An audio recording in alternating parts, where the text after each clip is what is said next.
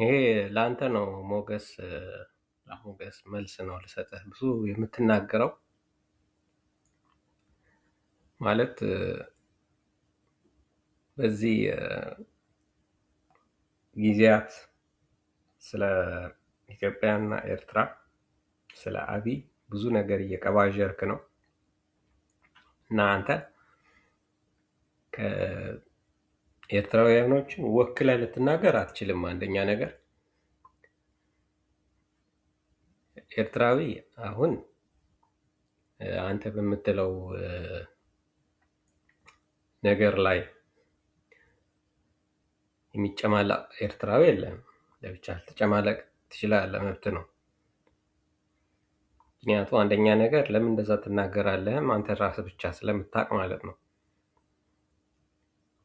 ማለት ለምን ትናገራለህ? ምን ጥቅም ስላለህ የምናውቀው ነገር የለም። እኛ ኤርትራውያን ግን ኤርትራ የምትባል ሀገር አለችን። ኤርትራውያን ነን፣ ከድሮም ኤርትራውያን ነን። አሁን ከኢትዮጵያ ጋር እኮ ስላልተመቸን ነው የወጣ ነው። ቢመቸን እኮ አንወጣም። ግን የኛን የነበረ ፌዴሬሽን ስላፈረሱት ራሳቸው በኃይል ሊገዙን ስለፈለጉ ነው ሁሉ ነገር የመጣው። በእኛ ምክንያት አይደለም የመጣው፣ በእነሱ ምክንያት ነው የመጣው። አሁን የምትናገረው ሁሉ አንደኛ አንተ ከፕሮቴስታንት የመጣ ክርስቶስ የምትሰብክ የነበርክ ሰው እዚህ ላይ መውደቅህ ያሳዝናል በጣም። አንደኛ ፖለቲካ ላይ እና እንደ ዘማሪ ስለነበርክ ቤተክርስቲያን ወይ መጽሐፍ ቅዱስ ላይ የምታተኩር ሰው ነበርክ በፊት መጀመሪያ እንደማቀ። አሁን ግን የምትናገረው ሁሉ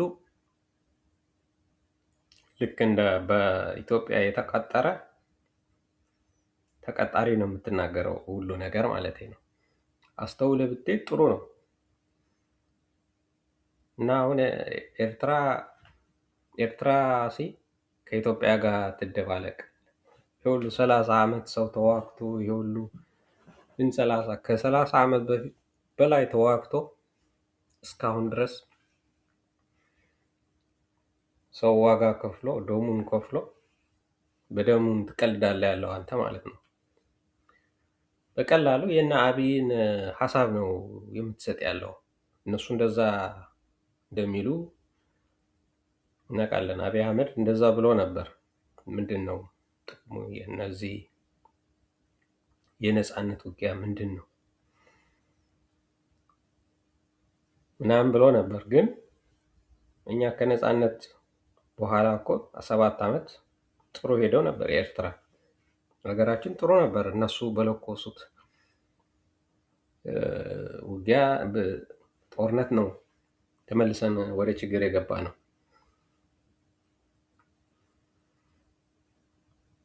አሁን ወደ ኢትዮጵያ እንሂድ እንመለስ ምናምን ብለህ ስትናገር ትንሽ ጭንቅላትህ አይምሮህን ስተህ እንዳይሆን ትንሽ ምናልባት ብትመረመር ራሱ ይሻላል።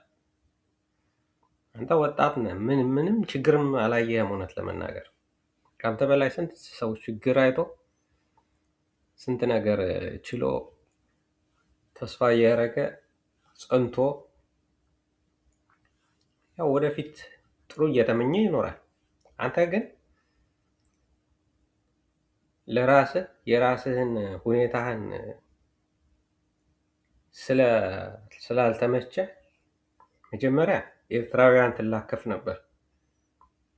ኤርትራውያኖችን እዚህ ይሄ ናቅፋ ፕሬስ ነው ይሄ ምንድን ነው እያልክ ከአንዱ ጋር ትጋጫለህ። ደግሞ በዩቱብ ነው የምትጋጨው። በፊት እኮ ብታገኛቸው ሰዎቹን አትጋጭም። ዝም ብሎ እንደ አንድ ሴት በዩቱብ ወጥተህ ምናምን ታማለህ። እና ይሄ በጣም ማለት የሚያሳዝን ነው። ለምን ሌላ ነገር አታረግም? ለምን አታነብም? ሌላ ዩቱብ ላይ ለምን ብዙ ነገር ማድረግ ትችላለህ? በዛ በፖዚቲቭ ነገር ለምን አታጠፋውም ጊዜህን? እንደዚህ የምታደርገውስ በኋላስ ምን ችግር ያመጣብሃል? ምንድን ከኤርትራ ህዝብ ላይ ስንት ነህ አንተ? አንድ ነህ? ስንት ነው እንደዛ የሚል ሰው? እንዳንተ የሚል ሰው የለም ኤርትራ ውስጥ የለም። ኤርትራ ከኢትዮጵያ ጋር ኑን የሚል የለም። 99% አይፈልግም። አንተ አሁን አንድ ወጥተህ እንደዛ ስላልክ ምንድን ነው የምትጨምረው የምትቀንሰው? እሱ ምንም እብደት ነው፣ እያበድክ ነው።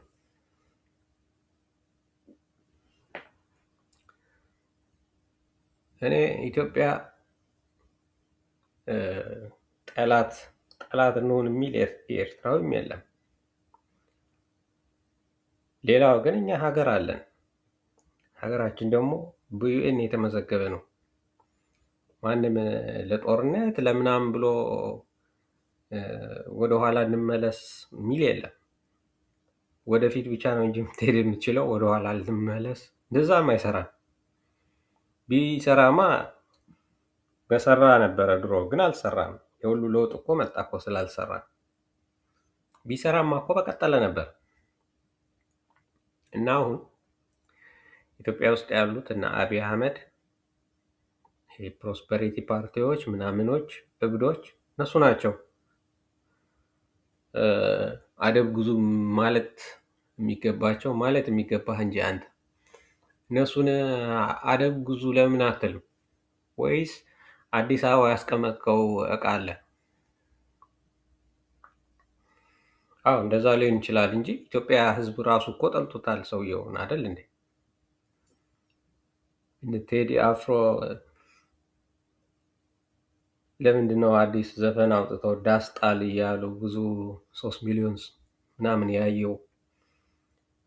ይሄ ሁሉ ህዝብ ኢትዮጵያ ህዝብ ራሱ የአብይ መንግስትን ያልተቀበለ የኤርትራ ህዝብ ሊቀበለው? መጀመሪያ እኮ ህዝቡን እንዲቀበለው አላደረገም እኮ አብይ። ለማን ነው አንተ የምትሸውደው? ለማን ነው? ማን ላይ ነው የምትቀልደው? የኤርትራ ህዝብ እኮ ይቸገር እንጂ ምናልባት ችግሮች አጋጥመውት ሊሆን ይችላል። ግን ችግሮቹን ህዝቡ ሀገሩን ሽጦ ወይ ሀገሩን ክዶ ወይ ደግሞ ሀገሩን ችግር ላይ አስወድቆ አይደለም ችግሩን ሊፈታ። ምንም ችግር ቢሆን መጀመሪያ ሀገር ይቀድማል። ኤርትራ ደግሞ ሀገር ነች ከድሮ። ከኢትዮጵያ በፊት ኤርትራ ነው ሀገር የነበረችው። በተንኮል የኃይለ ሥላሴ ነው አንድ ላይ ያደረጉን እንጂ የነ እንግሊዝ እና የነ አሜሪካ የእነሱ ተንኮል ነው እንጂ ጅቡቲ እንዴት ብላ ነፃ ሀገር ሆነች? እንዴት ብላ ኤርትራ ለብቻዋ ከኢትዮጵያ ጋር ተደባለቀች? ኤርትራ ብቻ ነው የተደባለቀችው ኦልሞስት። ምንም ደግሞ ህዝቡ በትክክለኛ መንገድ ሳይጠየቅ በተንኮል የኃይለ ሥላሴ ተንኮል ነው።